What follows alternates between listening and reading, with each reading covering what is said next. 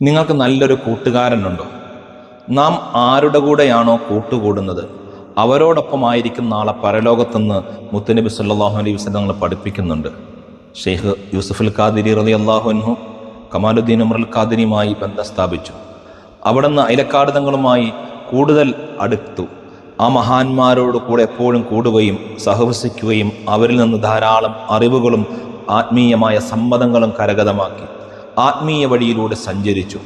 കേരളത്തിൻ്റെ അകത്തും പുറത്തും ലോകത്തിൻ്റെ പല ഭാഗത്തും ആ മഹാന്മാർ ധാരാളം ആളുകൾക്ക് ഇന്നും പ്രകാശം വരുത്തിക്കൊണ്ടിരിക്കുകയാണ്.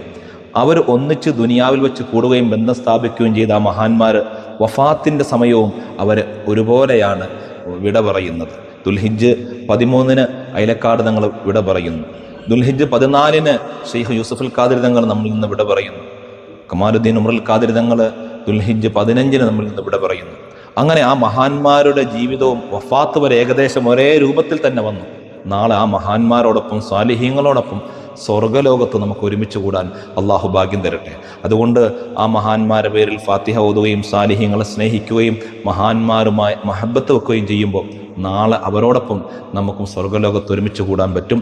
നമ്മുടെ ദുനിയാവിലെയും എല്ലാ പ്രയാസങ്ങളും ബുദ്ധിമുട്ടുകളും വിഷമങ്ങളും അള്ളാഹു മാറ്റിത്തരുമാറാവട്ടെ. എല്ലാവിധ ഖൈറിൻ്റെ കവാടങ്ങളും അള്ളാഹു നമുക്ക് തുറന്നു അനുഗ്രഹിക്കട്ടെ.